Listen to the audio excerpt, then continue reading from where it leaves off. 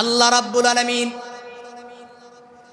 জিব্রাইল আমিনকে বলে, ও জিব্রাইল যাও, আমার রাসূল আফসোস করতেছে, ঈর্ষান্বিত হয়ে গেছে, তার সাহাবীরা আফসোস করতেছে, তারা হায়াতের দিক দিয়ে দুর্বল, হায়াতের দিক দিয়ে তারা কম, আমলের দিক দিয়েও তারা মনে হচ্ছে তারা পিছনে পড়ে যাবে। বনি ইসরাইলের আবিদ ব্যক্তির ঘটনা শোনার পরে তারা মানসিকভাবে একটু দুর্বল হয়ে পড়েছে। ও জিব্রাইল, আমার রাসূলের কাছে গিয়া আমার পক্ষ থেকে সূরাতুল কদর শোনায়া দাও।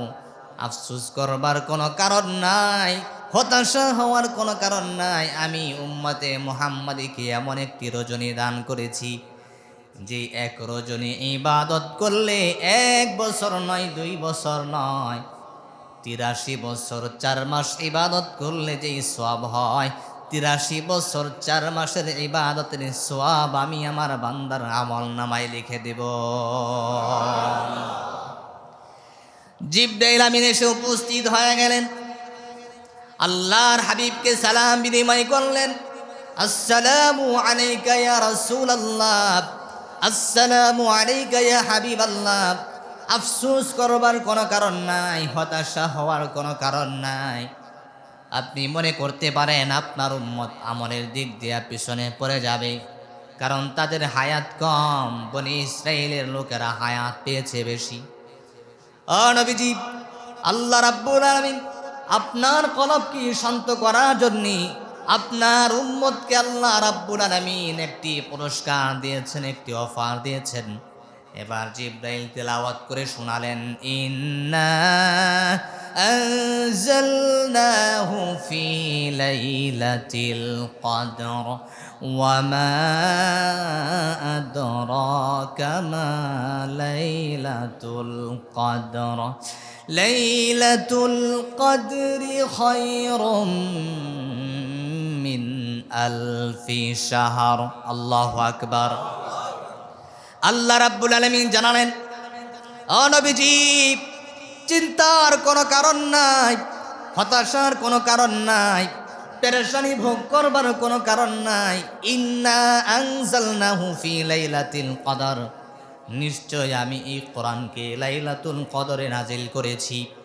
সুতরাং এই লাইলাতুল কদর যে অনেক দামি, অনেক মহিমান্বিত রজনী, সম্মানিত রজনী, ফজিলতপূর্ণ রজনী, এটার আর কোনো ব্যাখ্যার প্রয়োজন নাই। একটা ব্যাখ্যাই যথেষ্ট, সেটা হলো এই রাত্রিতে আমার আল্লাহ কোরআনুল কারীম নাজিল করেছেন। রাসূল সাল্লাল্লাহু আলাইহি ওয়াসাল্লাম তখনও পর্যন্ত লাইলাতুল কদরকে তিনি চিনেন না, লাইলাতুল কদর সম্পর্কে তার কোনো ধারণা নাই। কারণ রাসূল তো একটু আগেই বনি ইসরাইলের আবেদ ব্যক্তির ঘটনা বর্ণনা করে আফসোস করতেছিলেন। রাসূল সাল্লাল্লাহু আলাইহি ওয়াসাল্লামকে এবার প্রশ্নবোধক আয়াত নাযিল করে জানানো হলো, ওয়া মা আদরাকা মা লাইলাতুল কদর। ও নবীজি, লাইলাতুল কদর কাকে বলে আপনি জানেন নাকি? আল্লাহু আকবার। নবীজি তখনও পর্যন্ত জানে না। আল্লাহ শুধু বললেন, আমি এই কোরআন কি লাইলাতুল কদরে নাজিল করেছি। এবার রব্বুল আলামিন নবীজিকে প্রশ্ন করে বললেন, নবীজি, লাইলাতুল কদর কাকে বলে? লাইলাতুল কদর কোন জিনিসের নাম আপনি জানেন নাকি? রাসূলুল্লাহকে এই কথা বলে রাসূলুল্লাহর আগ্রহ আরো বাড়িয়ে দেওয়া হলো। সুবহানাল্লাহ। আগ্রহ আরো বাড়িয়ে দেওয়া হলো। এবার রব্বুল আলামিন আল্লাহর হাবিব সাল্লাল্লাহু আলাইহি ওয়াসাল্লামকে লাইলাতুল কদরের ফজিলত আলোচনা করে জানালেন, লাইলাতুল কদরি খায়রুম মিন আলফি শাহর। ও নবীজি, লাইলাতুল কদর কাকে বলে আপনি জানেন নাকি? লাইলাতুল কদর হলো এমন একটি রজনী, এমন একটি রাত, খায়রুম মিন আলফি শাহর, যেটা 1000 মাসের চাইতেও অনেক উত্তম। সুবহানাল্লাহ।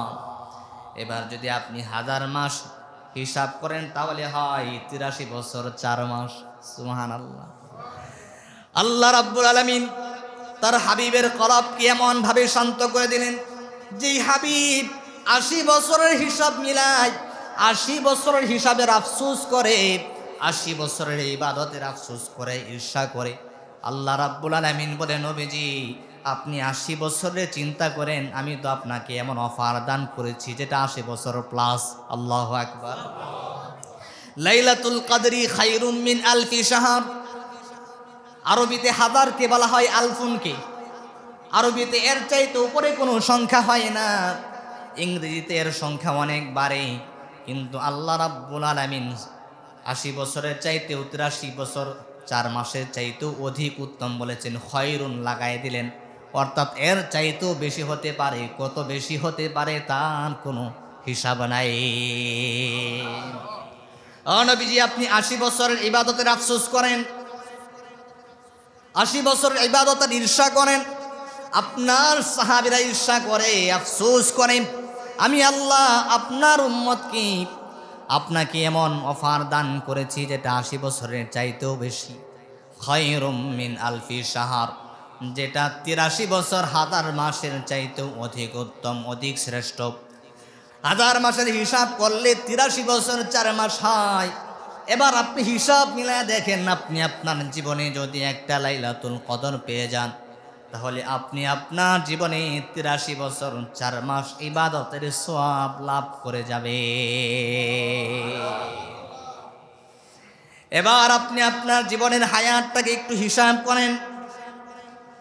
আপনার বয়স যদি 40 বছর হয়, আপনার বয়স যদি 50 বছর হয়, সেখান থেকে 15 বছর আপনি হিসাবের বাহিরে রাখেন, কারণ তখন আপনি ছোট ছিলেন। আপনি লাইলাতুল কদর সম্পর্কে আপনার ধারণা ছিল না, আপনি নাবালেগ ছিলেন।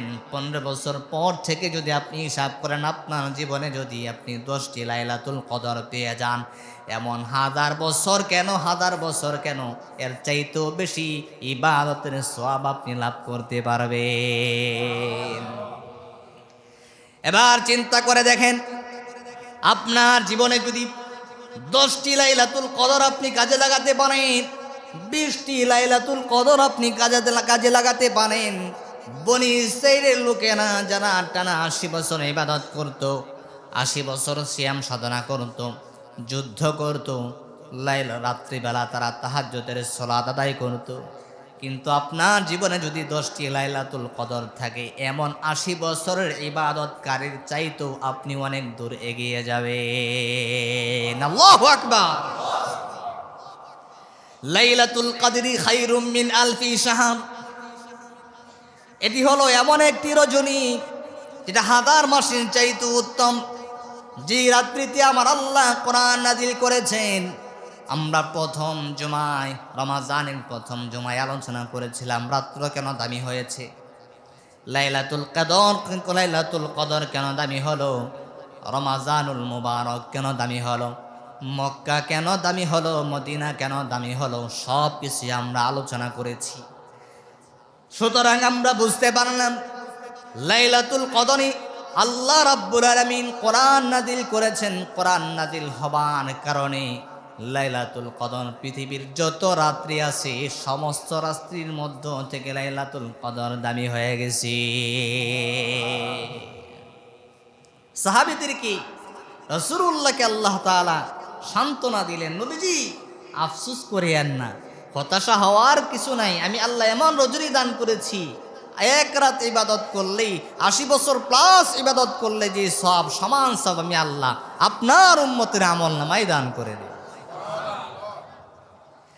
এই লাইলাতুল কদর হলো শেষ দশকে থাকে। কোন দশকে? শেষ দশকে।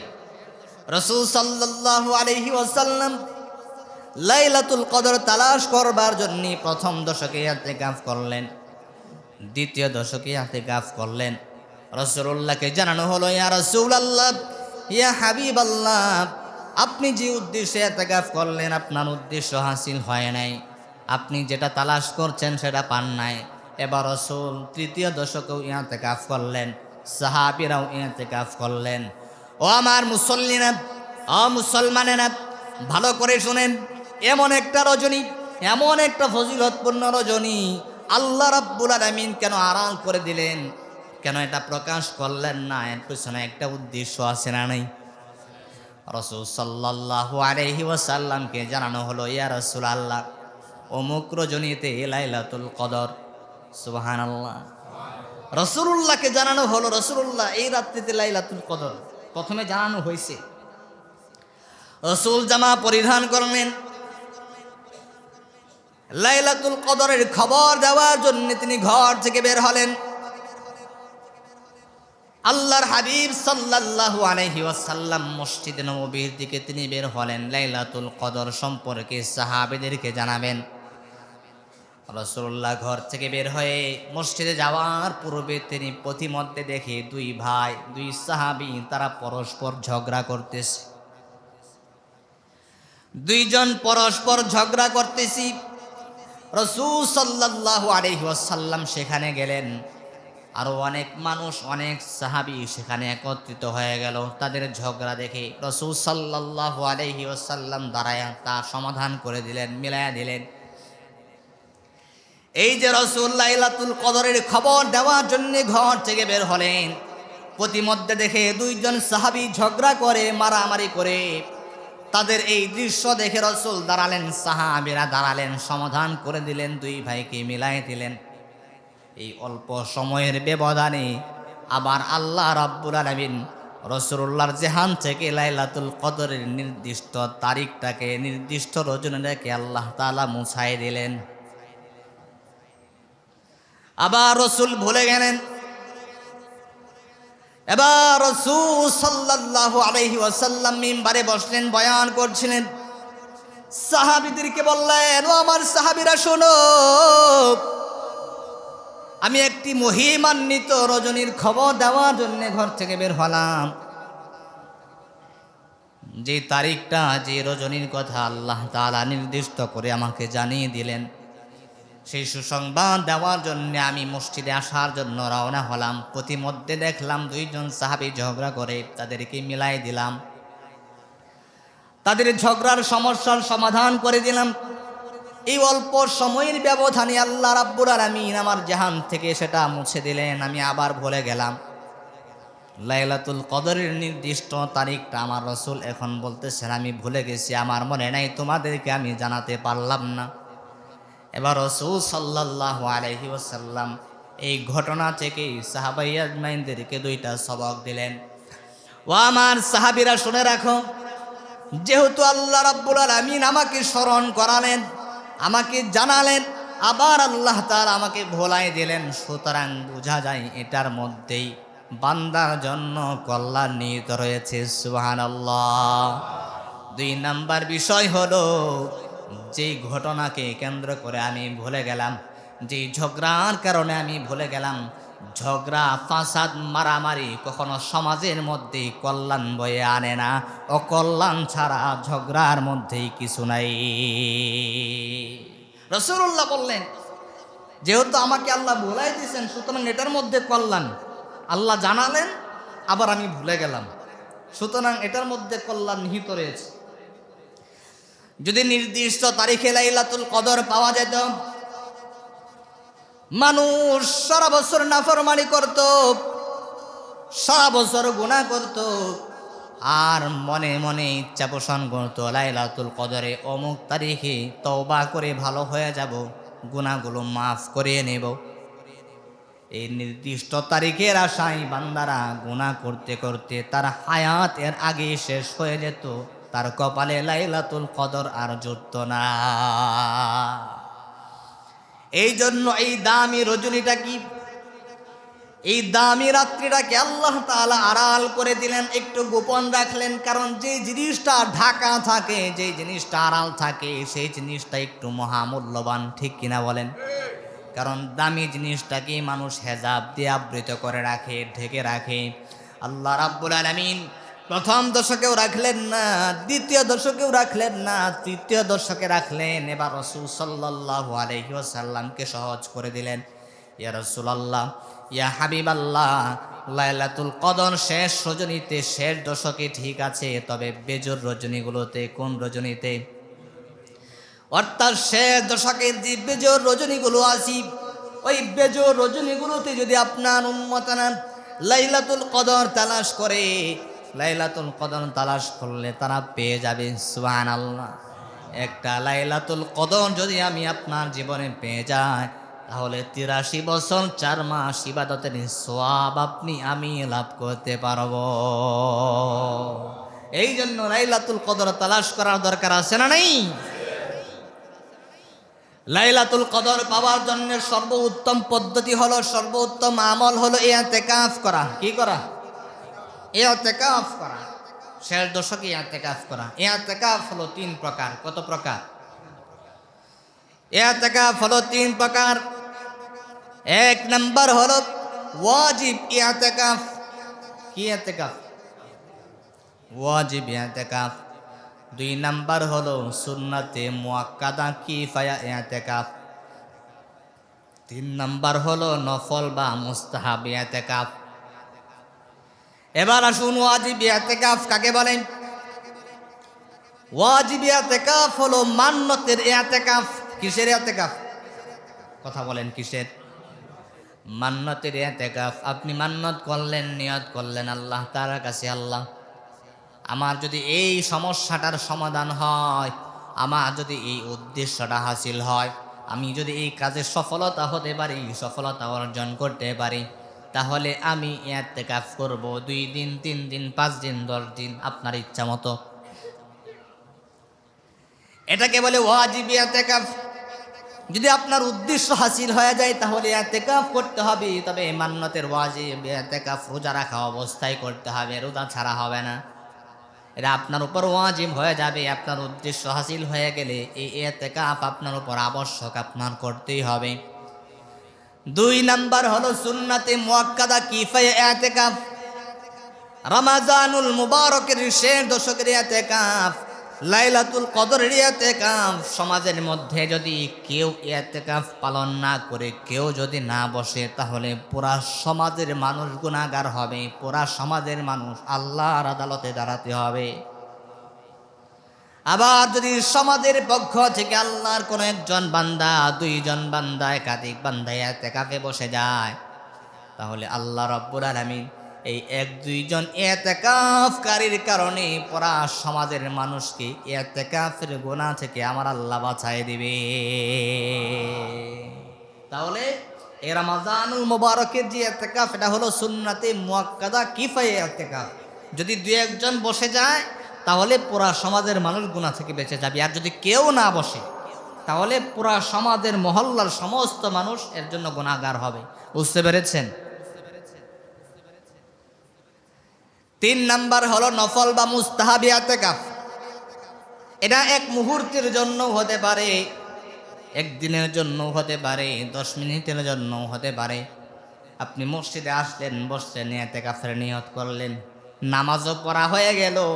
ইতিকাফের নিয়ত করবার কারণে ইতিকাফের সওয়াব আল্লাহ আপনার আমলনামায় দান করে দিবে। এবার আসুন ইতিকাফকারীর ফজিলত কি? রাসূল সাল্লাল্লাহু আলাইহি ওয়াসাল্লাম বলে, আমার কোন উম্মত যদি, আল্লাহর কোন বান্দা যদি আল্লাহকে সন্তুষ্ট করবার উদ্দেশ্যে ইতিকাফে বসে, তাহলে আল্লাহ রাব্বুল আলামিন ইতিকাফকারী থেকে জাহান্নামকে 3 খন্দক দূরে সরায়ে দিবে। কত খন্দক? 1 খন্দকের পরিমাপ হলো দুনিয়ার এই জমিন থেকে আসমান পর্যন্ত। আল্লাহু আকবার। এই জমিন থেকে আসমান দূরত্ব, 1 খন্দকের দূরত্ব তার সমান চাইতেও বেশি।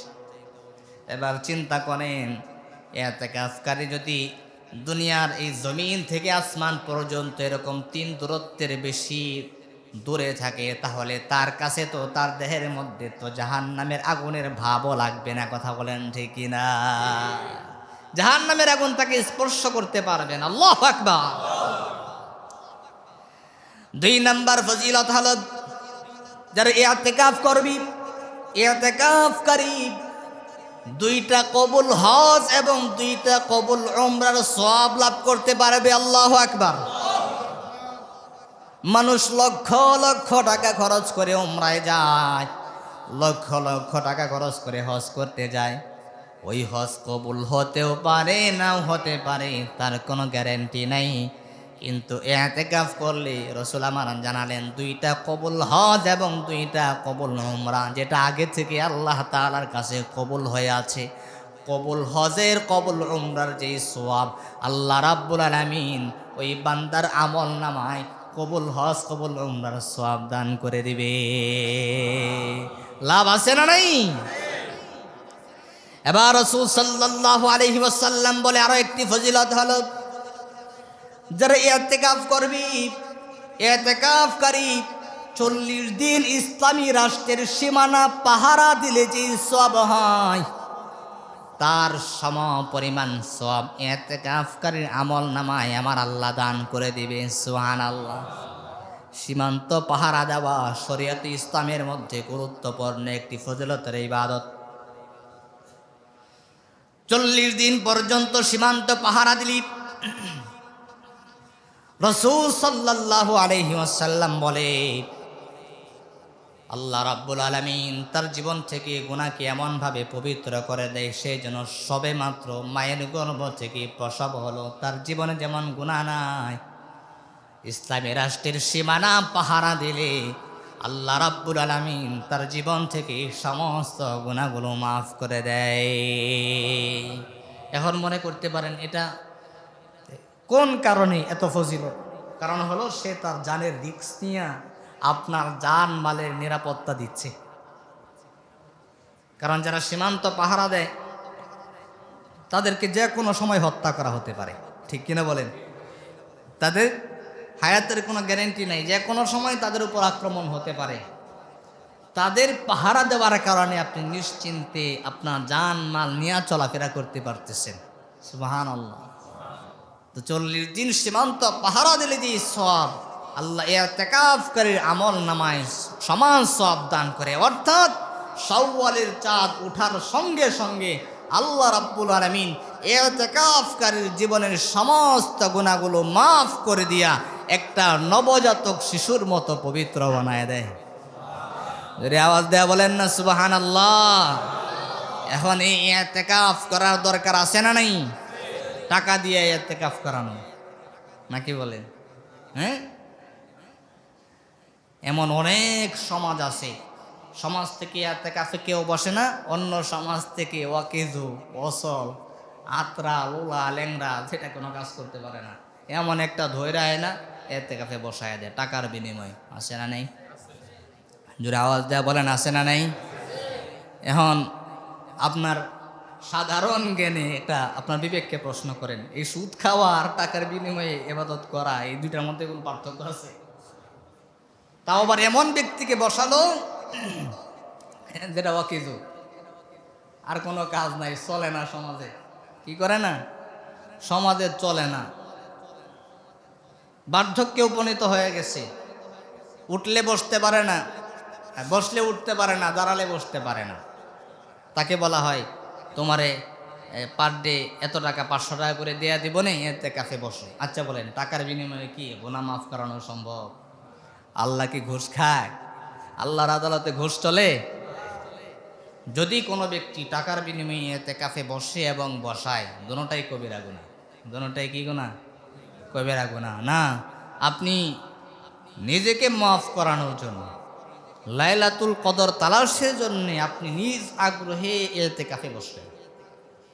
রাসূল সাল্লাল্লাহু আলাইহি ওয়াসাল্লাম তার জীবনের অন্যতম এমন একটি সুন্নাহ যেটা তিনি কখনো ছেড়ে দেন নাই, সেটা হলো ইতিকাফের সুন্নাহ। সুবহানাল্লাহ। তিনি তার হায়াতে ইতিকাফের এই সুন্নতের আমলটা কখনো ছেড়ে দেন নাই। এমনকি রাসূল সাল্লাল্লাহু আলাইহি ওয়াসাল্লাম ওফাতের আগের বছর অর্থাৎ ইন্তেকালের আগের রমাজানে তিনি টানা 20 দিন ইতিকাফ করেছিলেন। আওয়াজ দিয়ে বলেন সুবহানাল্লাহ। এই জন্য ইতিকাফ করার দরকার আছে না নাই? দরকার আছে না নাই? সমাজ থেকে এখনই আল্লাহর যে সমস্ত বান্দারা ইতিকাফে বসতে চান, মানসিকভাবে এখনই প্রস্তুতি নিয়ে নেওয়া। 20 রমজান সূর্য ডোবার আগে নিয়ত সহকারে মসজিদে এসে প্রবেশ করে ফেলা। ইতিকাফকারীর আরও একটি ফজিলত হলো, বাহ্যিকভাবে ইতিকাফকারী তো মসজিদে আবদ্ধ থাকে, মসজিদ থেকে বের হতে পারে না, চাইলেও সামাজিক অন্যান্য কাজে সে শরিক হতে পারে না। রাসূল সাল্লাল্লাহু আলাইহি ওয়াসাল্লাম বলে, সমাজের সমস্ত মানুষ বাহিরে যত ইবাদত করবে, দান করবে, ভালো কথা বলবে, নেক কাজ করবে, সৎ কাজের আদেশ করবে, অসৎ কাজের নিষেধ করবে, অর্থাৎ যত নফল ইবাদত করবে, প্রত্যেকটা ইবাদতের, প্রত্যেকটা মুসল্লির, প্রত্যেকটা মানুষের ভালো কাজের সওয়াবের একটি অংশ ইতিকাফকারী পেয়ে যাবে। জোরে আওয়াজ দেয়া বলেন সুবহানাল্লাহ। এদিকে ইতিকাফকারীরা বসার কারণে সমাজের সমস্ত মানুষ গুনাহ থেকে বেঁচে গেল, আবার সমাজের সমস্ত মানুষ নেক আমল যা করছে এর একটা অংশ ইতিকাফকারী পেয়ে গেল। আল্লাহ আমাদের সকলকে বুঝার তৌফিক দান করুন, সকলে বলে আমিন। আমাদের মসজিদের সম্মানিত সভাপতি সাহেব কিছু কথা বলবেন।